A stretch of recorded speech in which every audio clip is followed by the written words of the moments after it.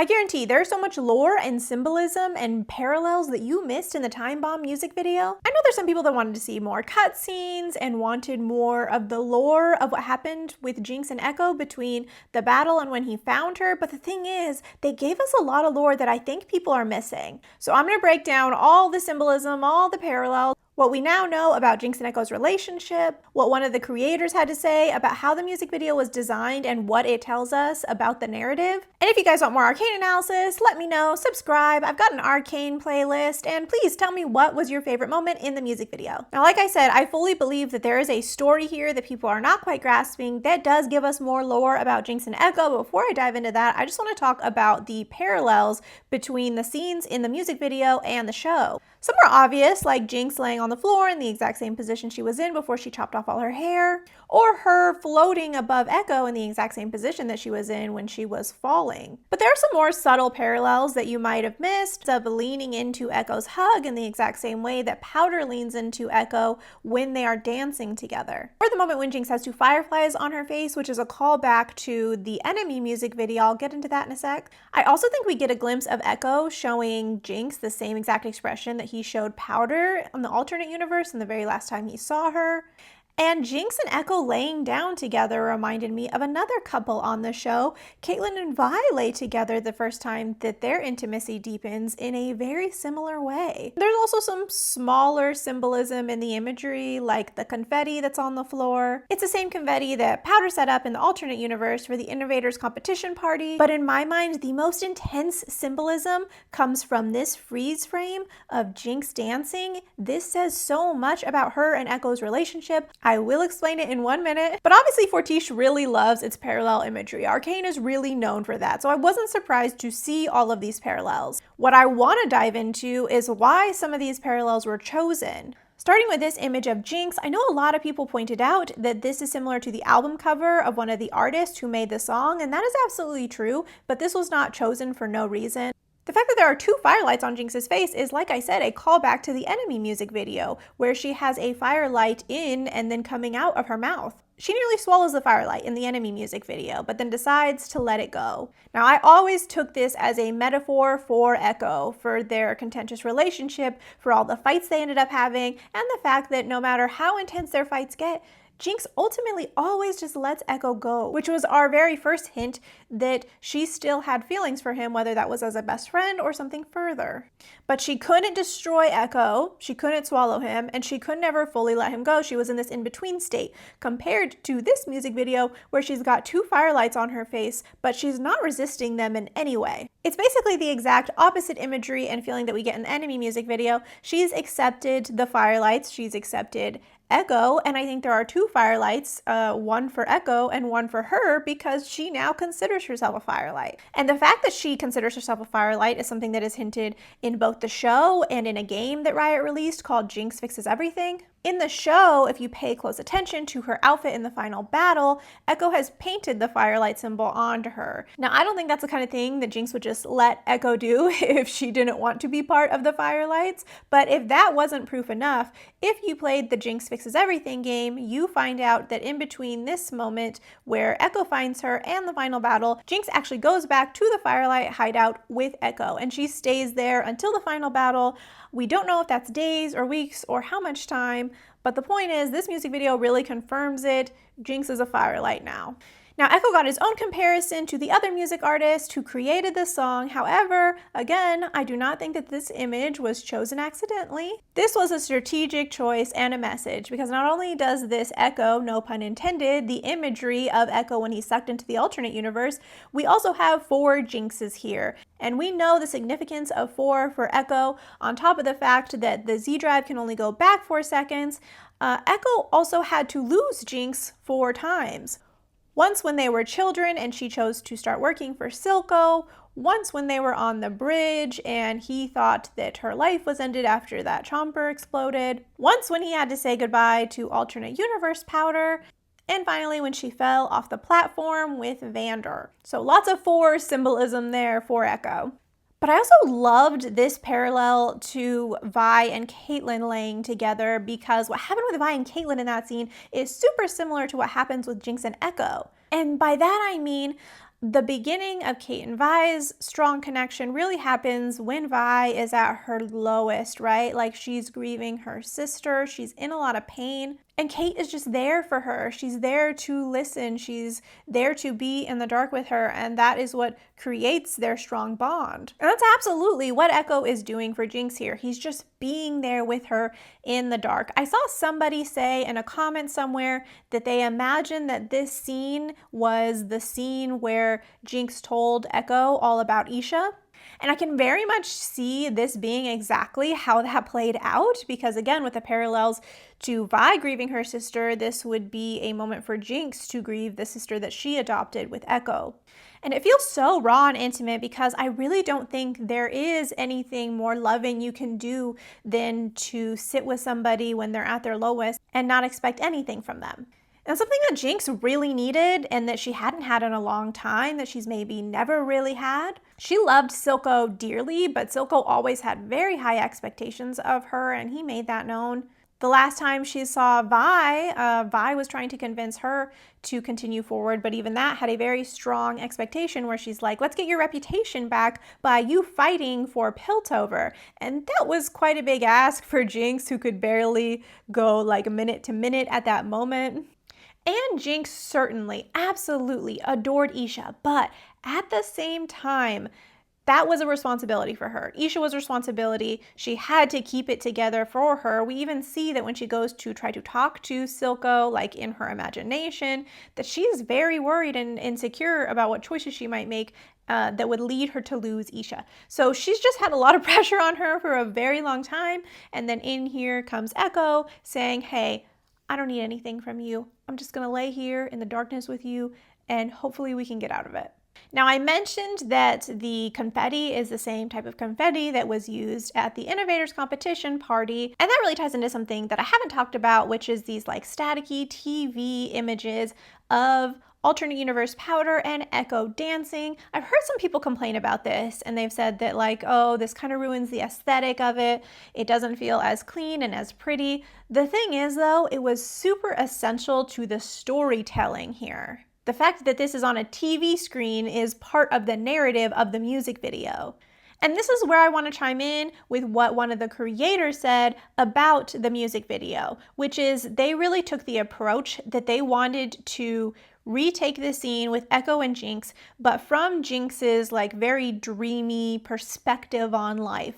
Because Jinx does not perceive the world the way the world really is, right? I mean, first of all, she hears people talking to her constantly, but she's also just this very theatrical, artistic, kind of dramatic individual. So it makes sense that she may see the world in a very dramatic way. As a maladaptive daydreamer myself, I kind of like to think of Jinx as a maladaptive daydreamer, and if you look at this music video from that perspective, the actual story comes to life. For example, we never see a bomb in this music video, even though that's what happened at this time, but we do see Jinx like holding her chest, right? And I think that's so symbolic to how she feels about her own heart, which is that it itself is a bomb. She is a ticking time bomb. At any point, the bomb that is her heart is going to explode and harm all of the people around her. That is why she is at the point that she's at. That's what she feels like happened to Isha. She thinks she's cursed and that her explosive nature is going to harm everyone around her. And because this is Jinx's dreamy perspective of the world, we don't ever need to see the bomb, right? She is the bomb. This is the symbolism of the bomb. And taking that symbolism further, what we actually see Jinx and Ekko doing in this music video is sitting back and watching the television screens of alternate universe Powder and Ekko dancing. So if we take this as Jinx's dreamy perspective, then what literally happened was that Ekko actually did tell her about the alternate universe, and he was recapping what happened to her. But in Jinx's mind, she was watching it as if it was on television screens. That is Jinx's theatrical perspective of that moment, when in reality, it's really just Ekko telling her about everything that happened. Which is why I love this moment so much when Ekko looks over to Jinx, because he doesn't need to watch the television screen of what happened. He already knows what happens. None of this is new information for him. What is new information is how Jinx is going to react to it. And I can only imagine that it was terrifying for Ekko to say this to Jinx in her current state, that he didn't know if it was going to go well or very, very badly. Is what I'm saying going to devastate her further, or is it going to make things better? Who knows? So Ekko looking over at her is really Jinx's perspective of the way that he was looking at her to check in. Like, how are you feeling? Is this helping? Is this making you sadder? How do you feel about the fact that we had a romantic relationship in this other universe? He's just kind of feeling out her reaction to this information and him desperately wanting to know if he was hurting or helping Jinx. And I think the truth is, through some of the other symbolism, we find out that it did hurt Jinx, initially at least. I kind of think that's part of what the confetti is meant to represent. I think on the one hand, the confetti is a dream-like interpretation of the shards of the bomb that she made. But I think she chose confetti to represent the shards of the bomb because as she is thinking about destroying her life and sending these shards everywhere, alternate universe her is throwing around confetti, is joyful, the exact opposite of the position that she's in. And so Jinx imagines herself laying in this confetti that represents how happy her life could have been. I think that's a little hard for her. She's laying there alone processing this, and it may even have been unbearable to process to some extent, but thankfully she wasn't processing it alone. She had Ekko laying there. And who better to help her through this revelation, because he's in the exact same position. He was living in heaven. He had all his friends and family that he lost in this universe, and he has to go through all that grief too. So I think that they're very together in this pain, and that's what them laying together on the floor in all this confetti really is. And I think that's why she starts floating above him, the fact that she does have him to support her through this, because yes, her floating above him definitely represents the fact that he literally saved her life, right? He literally pulled her back up to that ledge with the Z drive, but he also did it emotionally because no amount of rewinding the Z drive was going to get Jinx to stay. He had to talk to Jinx in a way that made her want to stay, and so he very much lifted her up. And I think this had to be Ekko. I don't think anyone else could have convinced her to stay besides Ekko. The uniqueness of their relationship is so important here because they literally went from best friends to total enemies. Ekko hated Jinx. And Ekko's the only one who really saw everything that Jinx did with Silco. Vi was in prison. She doesn't truly know what Jinx is capable of. And so when Vi does come back, gives her this unconditional support, is like, we can do this, we can rewrite your story. It's not what Jinx wants at all. She does not want Vi's unconditional sisterly love. She says it herself. She knows that Vi is never going to give up on her, but she very much wants Vi to. She doesn't want somebody telling her that she's good just because they have this familial connection. She feels like she's just ruining Vi's life more because Vi can't let go even when she should. So Vi would never be able to convince Jinx that she should stay or there was goodness in her because from Jinx's perspective, Vi just has rose-colored glasses on, but Ekko doesn't. Ekko nearly ended her life several times. So here is somebody that she thought hated her coming back and saying, no, actually, there totally is a good version of you. That's real. And Jinx trusts this because Ekko has been both her best friend and her enemy. That's really what this entire song is about, right? But that dichotomy means that Ekko is the only one who could get through to her. Ekko was the only one who's going to make her believe there was actually something good left to fight for. And because she trusts that perspective, she's able to lean into that hug full-heartedly and finally get that intimate connection with Ekko that I think she's been craving since the bridge. I think there's a lot in that scene that tells us how she really feels about Ekko. I could do a video on that. If you guys want it, let me know. But by far, the moment, the image that tells us the most about what happened in this scene between Ekko and Jinx is this moment of her dancing. I'm willing to bet you didn't even notice what is so important about it. But real quick, I just want to sum up the lore that we got that I don't think that people realized we got, right? Jinx is a Firelight now. Jinx obviously has feelings for Ekko. We didn't have confirmation on that before. Ekko definitely told her about this alternate universe. And I know people were craving more information about their relationship. I think that's all totally new information that the music video gave us. I thought recapping that real quick might help some of the people that were angry that we didn't get enough information. I mean, I'm somebody who wants more, always give me more Timebomb, but we did get new information here. And one of the other things I saw people were angry about is that there was no like real dance between them like there was in the alternate universe, because Riot commented when this music video was going to come out that this was the one final dance, and so people were expecting a dance and they don't think it happened. But it absolutely did happen. It just didn't happen the way that you were expecting. And if you want to understand their dance, we have to go back to an earlier line from Ekko in the finale. Because yes, we got a type of dance, and two, no, you're right, we actually got zero dancing in the music video because Jinx is not dancing here. Yes, I know this is confusing, just hold on. No, in the traditional sense, they weren't dancing. But remember when Ekko came back and said, "It's always a dance with you." What did that line mean? Because he's obviously not physically dancing with her in that scene either. But what he's saying is that everything he's done with Jinx has always been choreographed, has always been him carefully calculating his next move.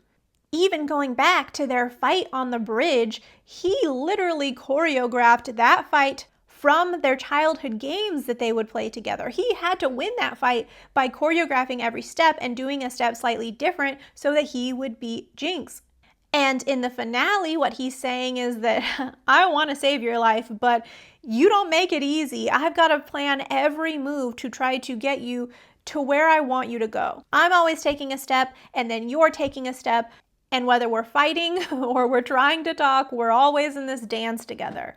And that's what the entirety of this music video was. It was that final dance with them, that final choreographed, let me get Jinx back to reality and willing to fight, the choreography on what it takes to get her there. And no image represents this better than when it looks like Jinx is dancing in this scene, because she's not. If you rewatch, you'll notice that it's cut in a way that makes it seem like Jinx is moving, but she's never moving. We get several angles of Jinx dancing here, but if you pay attention, her arms are in the same position every time. She's not moving. It's just different angles of this same position of Jinx. And what is this position? It is the same pose that she has when she is laying down and about to chop off her hair and has totally given up on her life. It just completely ties in and brings home the message that this is the dance between them. Trying to get Jinx out of that depressive hole, that's the dance. As Arcane always does, they are telling us so much by showing us so little. But tell me what your favorite symbolic image is. Make sure you subscribe if you want more Arcane, and shameless plug, but I recently got a book deal for my debut novel about a fan who becomes nanny to a canceled family vlogger on a cozy Washington island. It's called You Watched in Silence, and it's very much vibes of Haunting of Hill House, twisty propulsive plot of Verity. If that is your kind of thing, you can go to my profile and grab the prologue, and if you do, you might get an early signed copy of the book, and I would super appreciate the support. You'll get all my release day updates. Please go grab that, and I'll see you guys next time.